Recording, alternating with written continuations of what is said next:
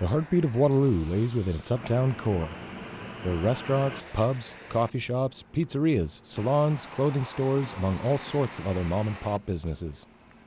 Entrepreneurs keep the uptown area busy. With 2 universities in the immediate proximity, students have all sorts of places to eat, shop, and relax.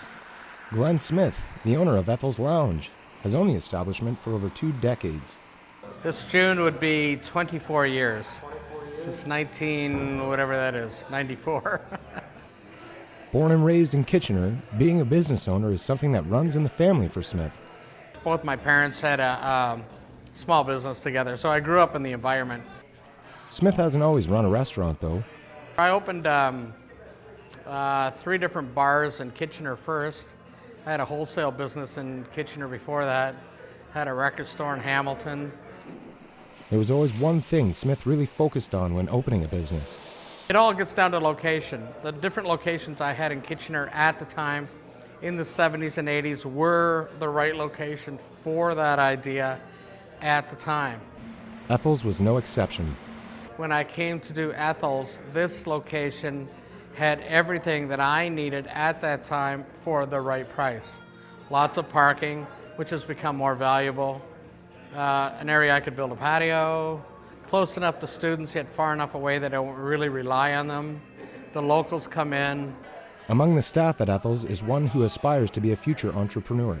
Austin Kitty dreams of one day opening his own restaurant or eatery and is learning every day what it takes. I think definitely the most important thing in looking forward is that I kind of observe everyone else and what they're doing and kind of what their mistakes are and what the good things they've done are, and kind of just take a little bit of that from everybody and make it my own. Being a new entrepreneur presents difficulties and has rewards. New entrepreneur Derek Weinert owns a clothing company called Good Cat Co. that originally started at Humber back in 2016. I had a thesis project for my business tourism degree. Weinert chose to come up with a clothing brand. That's the easiest thing you can do in reality, but it's also one of the hardest things to do because there's so many other people doing it. But I don't personally care about clothing, which I think is the difference. I never have. I always just went for super simple stuff. Weinert decided to keep the venture moving after graduating, and although his very relaxed, go-with-the-flow mentality may go against the grain of a normal business model, simplicity is plenty. I never put more than one color on something. If the tank top is bright, why do you need a whole bunch of other bright colors? You can have a simple little insignia on the side. Derek's brother Mike has had a large role in Good Cat since the beginning. It was a great idea. I was kind of looking to do a similar thing, and then when he